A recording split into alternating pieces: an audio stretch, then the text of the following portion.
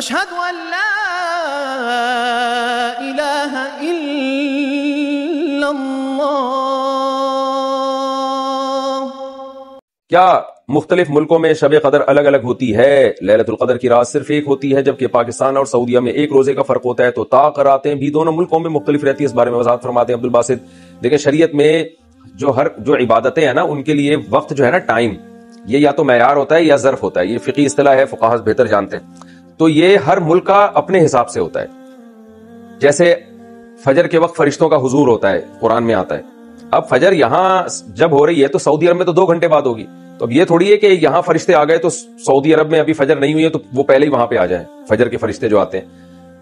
اسی طرح کسی ملک میں اگر فجر 6 گھنٹے پہلے ہو رہی ہے یا 7 گھنٹے پہلے ہو رہی ہے تو اس وقت تو ہمارے یہاں ظہر ہو رہی ہوتی ہے۔ اب قرآن کہتا ہے ان قرآن الفجر کان مشہودا، فجر کے وقت جو تلاوت ہوتی ہے اس میں فرشتے حاضری دیتے ہیں، تو ظاہر ہے وہاں فرشتے کسی اور ٹائم پہ حاضری دیں گے، یہاں تو اس وقت ظہر کا ٹائم ہو رہا ہوگا۔ تو اسی طرح لیلۃ القدر بھی ہر ملک میں اپنے حساب سے ہوتی ہے۔ اس کی بڑی مضبوط دلیل یہ ہے کہ اگر سب جگہ ایک ہی دن پہ لیلۃ القدر ہوتی تو پھر بہت سے ملکوں میں تو اس دن لیل ہی نہیں ہوتی، رات ہی نہیں ہوتی، تو وہاں لیلۃ القدر کہاں سے ہوگی؟ مثال کے طور پر یہاں رات 12 بج رہے ہوتے ہیں تو امریکہ میں تو دوپہر کے 12 بج رہے ہوتے ہیں اس وقت۔ تو کیا آپ یہ کہہ سکتے ہیں کہ اب سیم ٹائم سب جگہ ایک ہی جیسا حکم ہے شریعت کا، ساری برکتیں جو 12 بجے یہاں ہیں امریکہ میں دوپہر 12 بجے ہوں وہ لیلۃ القدر کی؟ ایسا نہیں ہے۔ تو اس سے صاف پتہ چلتا ہے کہ لیلۃ القدر 2 بھی ہو سکتی ہیں۔ یعنی فار ایگزامپل اگر 21ویں رات کو لیلۃ القدر تھی سعودی عرب میں تو وہ اگلے دن ہمارے ہاں 21ویں رات ہے، تو ہمارے ہاں اگلے دن ہوگی۔ تو یہ اللہ کے لیے کوئی مشکل نہیں ہے۔ جیسے ہمارے ہاں عید کا دن ایک دن بعد ہوتا ہے عام طور پر، سعودی عرب میں عید کا دن ایک دن پہلے ہوتا ہے، تو عید کے دن کی جو برکتیں اللہ نے رکھی ہیں وہ سعودی عرب میں ایک دن پہلے ہو جائیں گی، ہمارے یہاں ایک دن بعد ہوں گی۔ اللہ کے لیے کوئی مشکل کام نہیں ہے۔ تو اس لیے راجح بات یہی ہے کہ لیلۃ القدر کی رات پوری دنیا میں ایک نہیں ہوتی، کیونکہ پوری دنیا میں اس وقت رات ہی نہیں ہو رہی ہوتی، بہت سے ملکوں میں تو دوپہر ہو رہی ہوتی ہے۔ تو ہر وقت کا اپنا ہر عبادت کے لیے اس ملک کا جو وقت ہے وہ ظرف ہوتا ہے اور وہ معیار ہوتا ہے۔ تو اس ملک میں اگر وہ رات ہے تو اس ملک میں لیلۃ القدر ہوگی، اس ملک میں وہ رات ابھی شروع ہی نہیں ہوئی ہے تو وہ لیلۃ القدر اس ملک میں نہیں ہوگی۔ تو اس لیے ہمیں اس بحث میں پڑھنے کے بجائے کہ سعودیہ میں کب لیلۃ القدر، ہمارے ہاں کب ہے، ہمیں اپنے کنٹری اور اپنی جو بھی حکومت ہماری اعلان کرے تاخیراتوں کے بارے میں، رمضان کے بارے میں، کیونکہ حکومت رمضان کا اعلان کرتی ہے اسی حساب سے ہم تاخیراتیں متعین کرتے ہیں، تو ہمیں اسی حساب سے چلنا ہے۔ شب قدر کی خاص عبادات، کیا لیلۃ القدر میں کوئی خاص عبادت منقول ہے؟ مثلا نفل کی 1 رکعت میں سورہ فاتحہ کے بعد سورۃ القدر اور پھر سورہ اخلاص 50 مرتبہ پڑھنا اور اس طرح 10 یا 20 رکعت پڑھنا، کیا یہ ثابت ہے؟ ہدایت اللہ کشمیر بالکل ثابت نہیں ہے، بلکہ یہ عمل بدعت ہے۔ اس لیے آپ لیلۃ القدر میں اسی طرح سے عبادت کریں جیسے نارملی آپ عبادت کرتے ہیں، نوافل پڑھیں، دعائیں مانگیں، اللہم انک عفو تحب العفو فاعف عنا، یہ دعا زیادہ سے زیادہ مانگیں، نبی صلی اللہ علیہ وسلم نے سکھائی ہے۔ تو یہ اسی طرح بس دعا، تلاوت، ذکر، استغفار، تسبیحات جیسے نارمل عبادت کا طریقہ ہے، لیلۃ القدر میں بھی اسی طرح عبادت کرنی چاہیے۔ شب قدر میں عبادت 83 سال کے برابر ہے۔ آج کل یہ ایسا میں چل رہا ہے کہ جو کوئی شب قدر میں صدقہ یا نفل یا 3 مرتبہ سورہ اخلاص پڑھے گا تو اسے 83 سال کی عبادت کا ثواب ملے گا۔ اس کی کیا حقیقت ہے؟ زوجہ منصور کرک سے ایسا کچھ بھی نہیں ہے، ایسا کوئی حدیث سے ثابت نہیں ہے۔ ہاں یہ ضرور ہے کہ 1000 راتوں کے برابر، 1000 مہینوں کے برابر ہے تو وہ 83 سال بنتے ہیں۔ تو جو بھی عبادت کریں گے تو وہ 1000 مہینوں کے برابر ہو جائے گی، چاہے قل اللہ پڑھیں، چاہے سورہ فاتحہ پڑھیں، چاہے تلاوت کریں، چاہے یعنی کوئی اور تلاوت کریں، چاہے آپ نماز پڑھیں، دعائیں مانگیں، تو ساری عبادتیں کرنی چاہیے اس میں، کیونکہ ہم کو تمام عبادتوں کی ضرورت ہے۔ ہمیں نماز کی بھی ضرورت ہے، ہمیں دعاؤں کی بھی ضرورت ہے، ہمیں تلاوت کی بھی ضرورت ہے، ہمیں صدقات و خیرات کی بھی ضرورت ہے، اور ہمیں توبہ استغفار کی بھی ضرورت ہے۔ تو عبادت کی جتنی قسمیں لیلۃ القدر میں سب کی کوشش کرنی چاہیے۔ روزے میں ٹوتھ پیسٹ کرنا، روزے کی حالت میں ٹوتھ پیسٹ کرنا کیسا ہے جبکہ وہ حلق سے نیچے نہ اترے؟ حنظلہ ضمیر چکوال سے۔ دیکھیں مسواک کرنا تو بالکل جائز ہے، نبی صلی اللہ علیہ وسلم سے صحیح حدیث سے ثابت ہے، روزے میں آپ مسواک کیا کرتے تھے۔ ٹوتھ پیسٹ میں مسئلہ یہ ہے، بذات خود ٹوتھ پیسٹ کرنا بھی جائز ہے، لیکن علماء منع اس لیے کرتے ہیں، اس کو مکروہ اس لیے قرار دیتے ہیں کہ اس میں اس بات کا بہت زیادہ امکان ہوتا ہے کہ حلق میں چلا جائے، کیونکہ وہ ایک ٹیسٹ والی چیز ہے، جھاگ بنتا ہے۔ تو اس لیے دیکھیں نبی صلی اللہ علیہ وسلم نے روزے میں غرارہ کرنے سے منع کیا، غرارے کرنے سے۔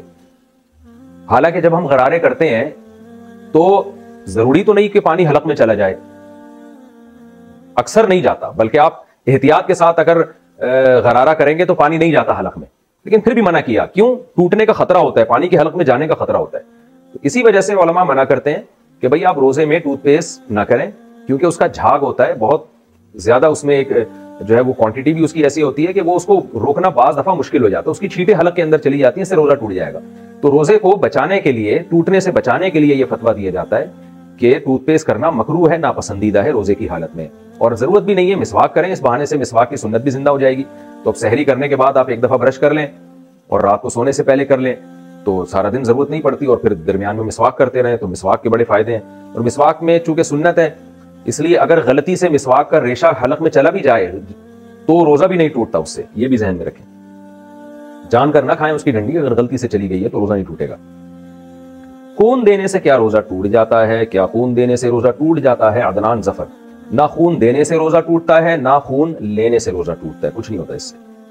روزہ میں نسوار لگانا، روزے میں نسوار لگانا کیسا ہے؟